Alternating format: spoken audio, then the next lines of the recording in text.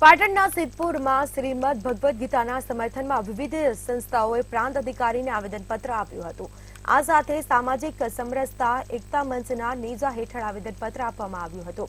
તો બીજી તરફ સરકાર દ્વારા પાઠ્યપુસ્તકમાં ભગવદ્ ગીતાના અભ્યાસક્રમનો સમાવેશ કરવામાં આવ્યો છે, ત્યારે કેટલાક લોકો દ્વારા ગીતાના અભ્યાસક્રમનો વિરોધ કરવામાં આવ્યો હતો।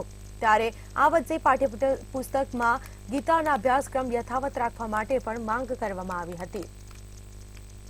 गुजरात राज्य में जયારે अभ्यासक्रम दाखल કર્યો છે ત્યારે કેટલાક સંકુચિત જડ વિરોધ ખાતર વિરોધ કરનારા તત્વો આનો વિરોધ કરી રહ્યા છે। તો આ જે કઈ સ્થિતિ છે એ સ્થિતિમાં આપણા સૌની લાગણી છે, સૌનું આહવાન છે, સૌની વિનંતી છે કે આવા વૈશ્વિક માનવીય ગ્રંથ જ્યારે આવા નાના બાળકોને સંસ્કારિત કરી રહ્યો છે ત્યારે કોઈ પણ પ્રકારના દબાણ વિના માનનીય ગુજરાત સરકારે ધોરણ 6 થી 8 માં આ શ્રીમદ ભગવદ્ ગીતાનો જે અભ્યાસક્રમ લાગુ કર્યો છે તે સતત ચાલુ રહેવો જોઈએ, એ જ સૌની લાગણી છે।